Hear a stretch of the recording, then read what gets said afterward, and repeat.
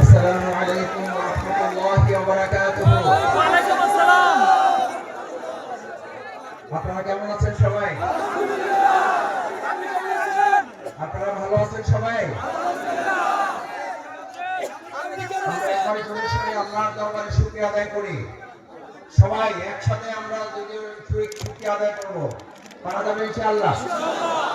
যতদূর মাইকের আওয়াজ যায় সবাই আমরা একসাথে আল্লাহর দরবারে এই জন্য শুকরিয়া আদায় করব যে আল্লাহ তাআলা আমাদেরকে আজ এই উন্মুক্ত আকাশের নিচে বিশাল এই তাফসীরুল কোরআন মাহফিলে একত্রিত হওয়ার তৌফিক দিয়েছেন। সেই আল্লাহ সুবহানাহু ওয়া তাআলার দরবারে আমরা আমাদের হৃদয়ের সত্যতা আবেগ এবং ভালোবাসা উজাড় করে মস্তক অবনত চিত্তে শুকরিয়া আদায় করতে চাই। সবাই পারবেন ইনশাআল্লাহ? ইনশাআল্লাহ। আমরা সবাই একবার শুকরিয়া আদায় করি জোরে সোরে আলহামদুলিল্লাহ, আলহামদুলিল্লাহ, আলহামদুলিল্লাহ, আলহামদুলিল্লাহি রাব্বিল আলামিন, ওয়াসসালাতু ওয়াসসালামু আলা রাসূলিহিল কারীম ওয়া আলা আলিহি ওয়া সাহবিহি আজমাইন। আজকের এই বিশাল তাফসীরুল কোরআন মাহফিলের সম্মানিত সভাপতি, আজকের এই মাহফিলের সম্মানিত প্রধান মুফাসসির কোরআন,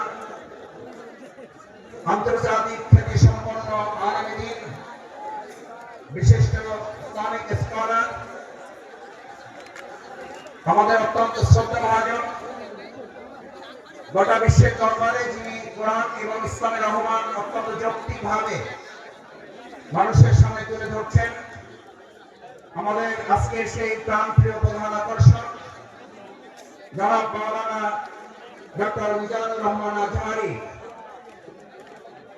আজকের এই প্রোগ্রামে উপস্থিত সম্মানিত আমন্ত্রিত অন্যান্য ওলামায়ে কেরাম, বরেণ্য আলেম দ্বীন, আজকের প্রোগ্রামে সম্মানিত অতিথি বাংলাদেশ জামাত ইসলামী কক্সবাজার জেলা শাখার সংগ্রামী আমির,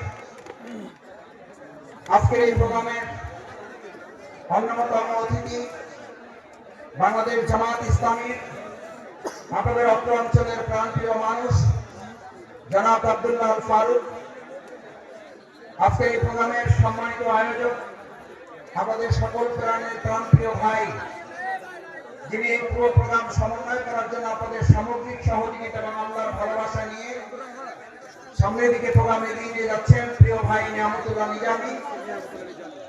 সম্মানিত ওলামায়ে কেরাম, সম্মানিত শিক্ষকবৃন্দ, পিতৃ সমন্বিত মুরব্বিয়ানে কেরাম, আমার সামনে উপস্থিত তরুণ এবং যুবক ভাইয়েরা, মহান আল্লাহর দরবারে শুকরিয়া আদায় করি।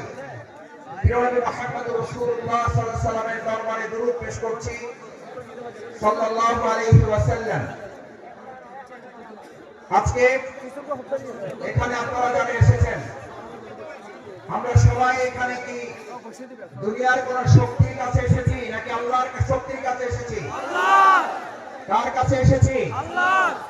আমাদের এই সমস্ত ব্যবস্থাপনার যিনি সহযোগিতা করেছেন, সেটা কি দুনিয়ার কোন শক্তি নাকি আল্লাহর শক্তি? আল্লাহ।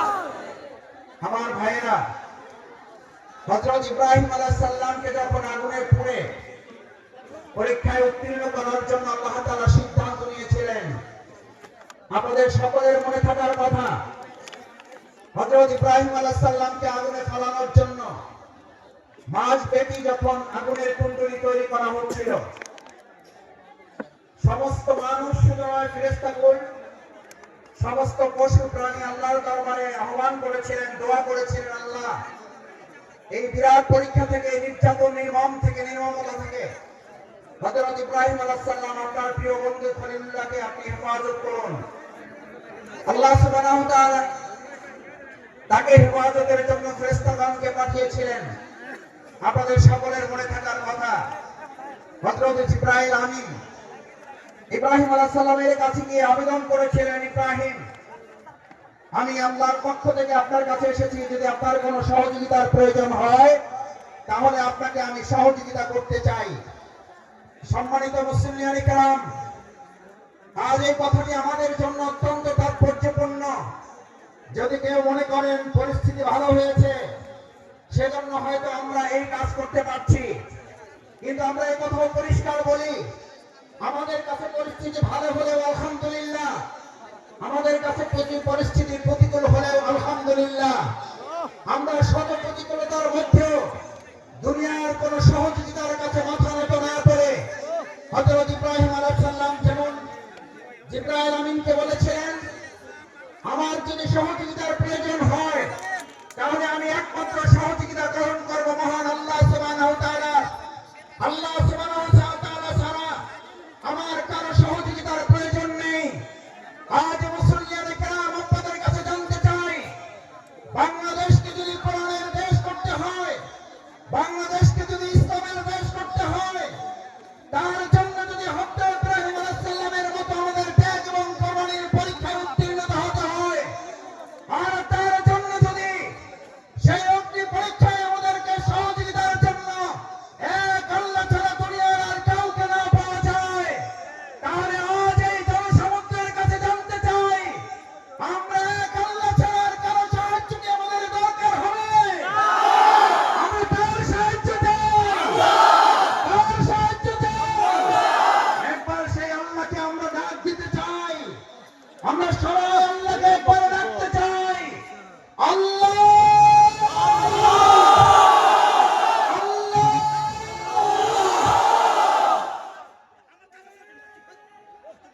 সম্মানিত ভাই এবং বন্ধুগণ, হযরত ইব্রাহিম আলাইহিস সালাম আল্লাহর সাহায্য চেয়েছিলেন। দুনিয়ার কোন মানুষ শুধু নয়, ফেরেশতাগণের সাহায্য তিনি নেননি। যে ইব্রাহিম আলাইহিস সালাম আল্লাহর সাহায্যের ভরসা করেছিলেন, সেই ইব্রাহিম আলাইহিস সালামকে আল্লাহ তাআলা সাহায্য করেছেন না করেন নাই? আগুনের মধ্যে তাকে বাঁধা রশিটা পর্যন্ত পুড়ে গেছে। হযরত ইব্রাহিম আলাইহিস সালাম আগুনে স্পর্শ করা তো দূরের কথা, হযরত ইব্রাহিম আলাইহিস সালাম সেই সময়, ওই সময়টুকু যা তিনি আগুনের মধ্যে অবস্থান করেছিলেন, সেই সময়টুকুকে বলা হয়ে থাকে তিনি তার জীবনের সবচেয়ে সুখী এবং আরামের জীবন যাপন করেছেন। সুতরাং কোরআনের জন্য যারা কথা বলবে, ইসলামের জন্য যারা কথা বলবে, কোরআন বাস্তবায়নের জন্য যারা কাজ করবে, ইসলাম বাস্তবায়নের জন্য যারা কাজ করবে, আজ এখানে আমরা যারা উপস্থিত হয়েছি, আমরা যদি আজ এখান থেকে সিদ্ধান্ত নিতে পারি আমাদের জীবনের সর্বস্বটুকু বিলিয়ে দেওয়া হলেও, যে কোরআনের ভালোবাসায় আজ আপনারা এখানে শামিল হয়েছেন, আপনারা কি কোনো ব্যক্তির আহ্বানে ভালোবাসা এসেছেন নাকি কোরআনের ভালোবাসা এসেছেন? কিসের ভালোবাসা এসেছেন? এই কোরআনকে আগামী দিনের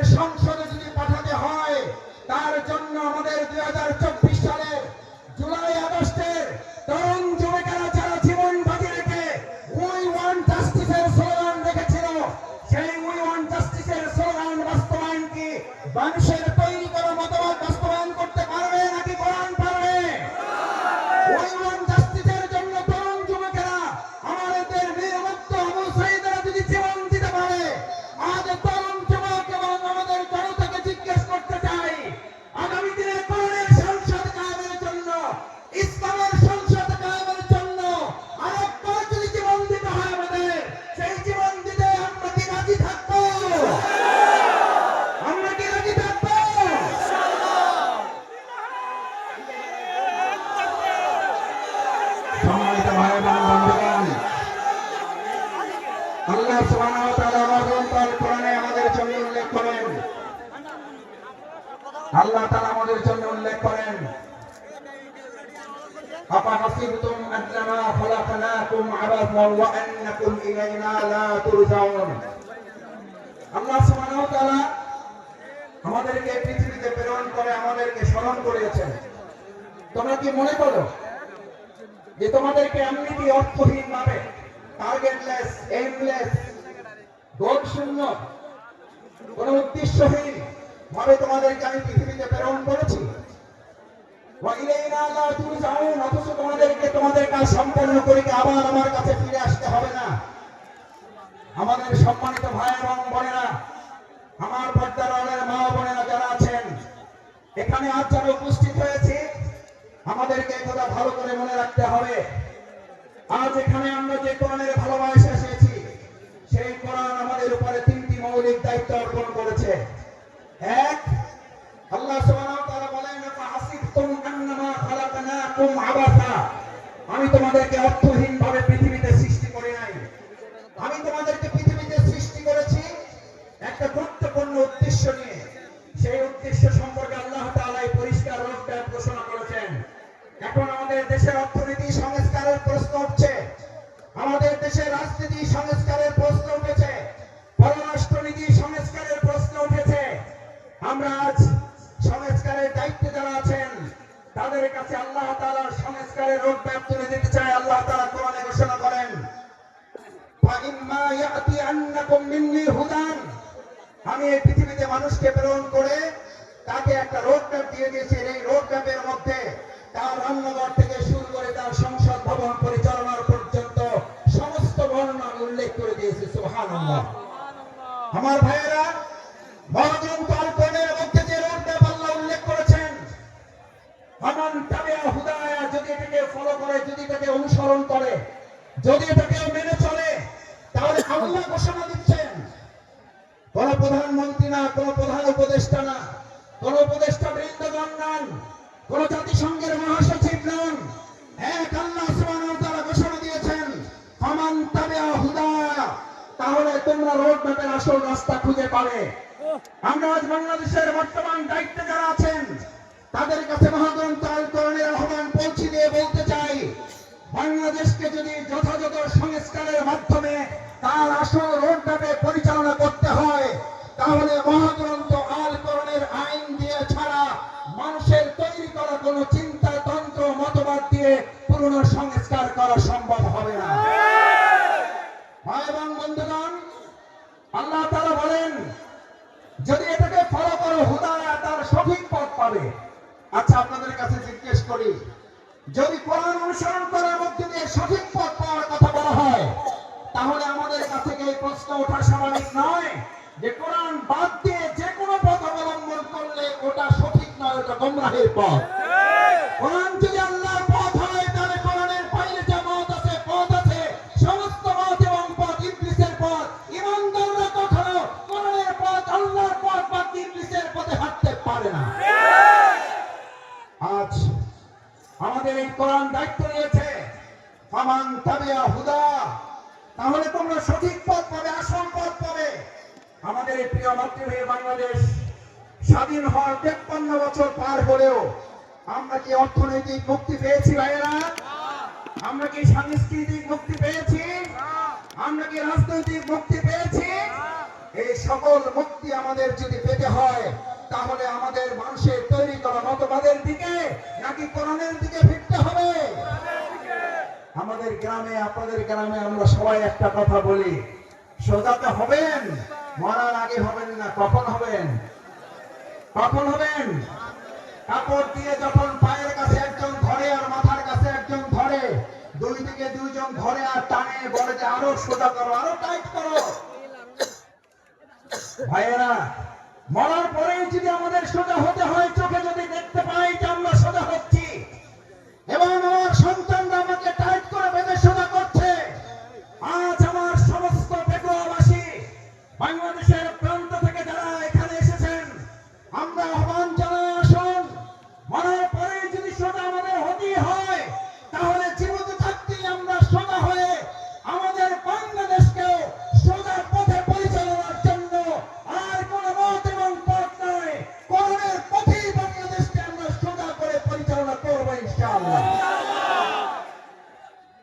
দ্বিতীয় যে দায়িত্ব আল্লাহ তাআলা আমাদেরকে দিয়েছেন, ফামান তাবিআ হুদায়া ফালা খাউফুন, কোনো ভয় নেই তোমাদের। আমার ভাইয়েরা আমাদেরকে ভয় দেখিয়েছিলেন, আমাদেরকে ভয় দেখিয়ে আমাদের আজকের প্রধান মুফাসসির মাওলানা ডক্টর মিজানুর রহমান আজারীকে দেশ ছাড়তে বাধ্য করেছিলেন।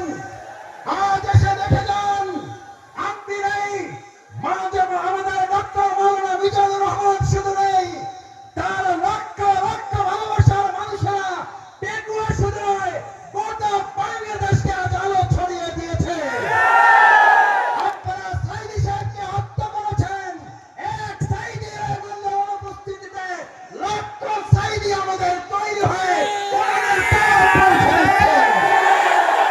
আমাদের হত্যা করা যায়, আমাদের ফাঁসি দেওয়া যায়, আমাদের শেষ করা যায় না, আমাদের শেষ করা যাবে না।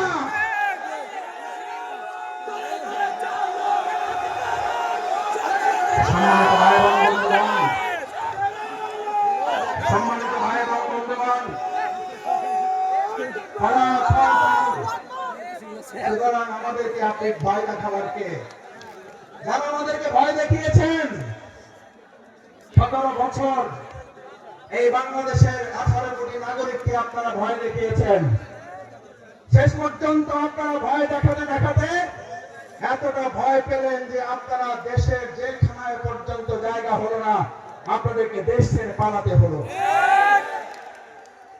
আল্লাহ তাআলা নিশ্চিত করেছেন, ফালা খাউফুন, তোমাদের ভয় পাওয়ার কোনো দরকার নেই, কারণ যারা আল্লাহকে ভয় করে তাদের দুনিয়ার আর কাউকে ভয় করতে হয় না, বরং গোটা দুনিয়া তাদেরকে ভয় করে। ফালা খাউফুন আলাইহিম ওয়ালা হুম ইয়াহজানুন।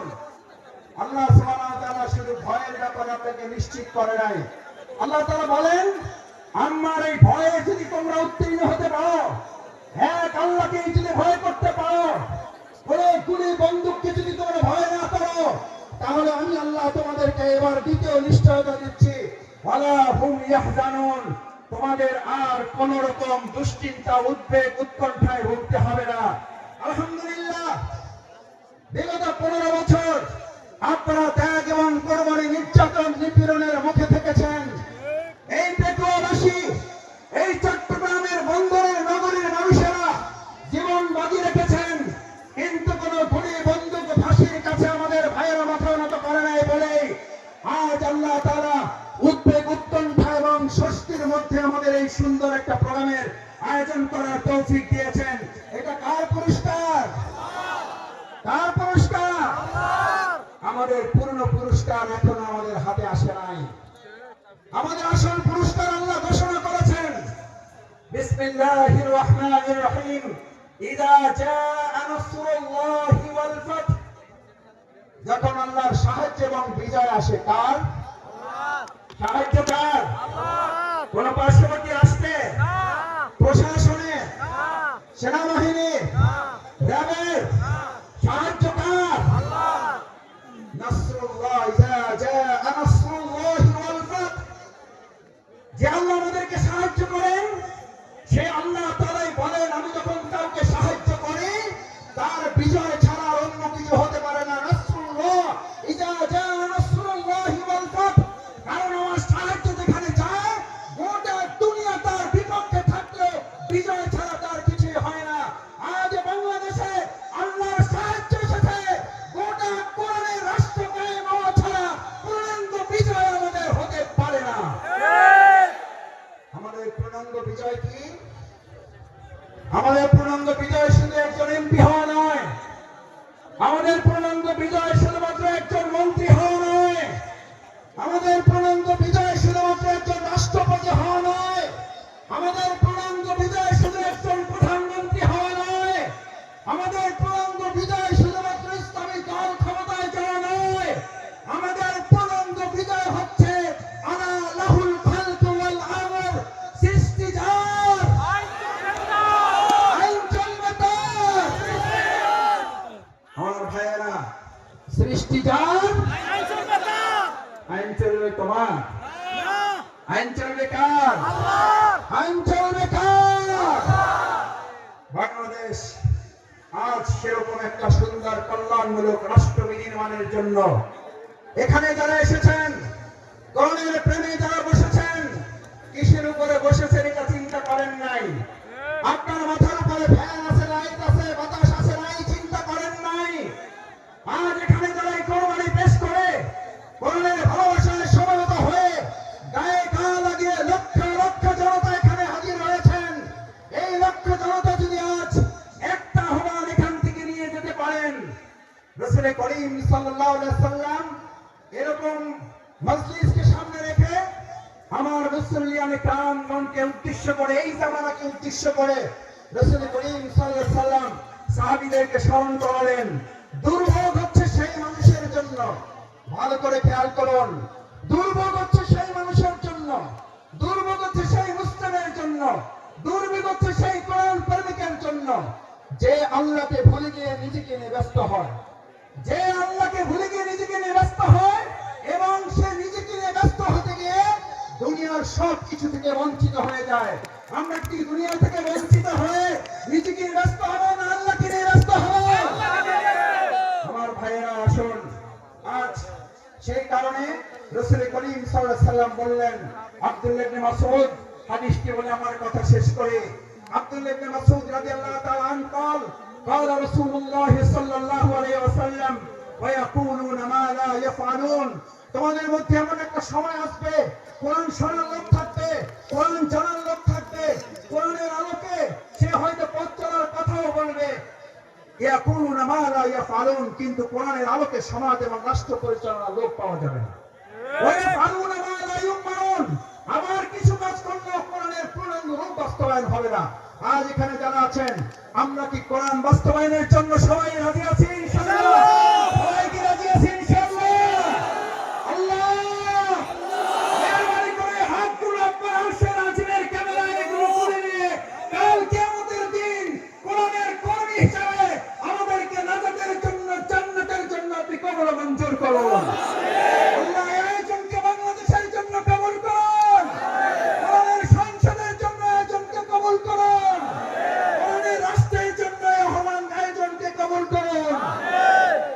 সম্মানিত ভাই এবং বন্ধুগণ, আসুন আমরা আমাদের প্রধান মুফাসসির কোরআন ডক্টর মিজানুর রহমান আজারি হাফিজাহুল্লাহ কিছুক্ষণের মধ্যে আপনাদের সামনে কথা বলবেন। আমরা দোয়া করি অন্যান্য ওলামায়ে কেরাম আরো কথা বলবেন। আল্লাহ সুবহানাহু ওয়া তাআলা আমাদের এই প্রিয় মাতৃভূমিকে সব ধরনের বিশৃঙ্খলা ষড়যন্ত্র থেকে হেফাজত করেন। সকলে বলেন আমিন।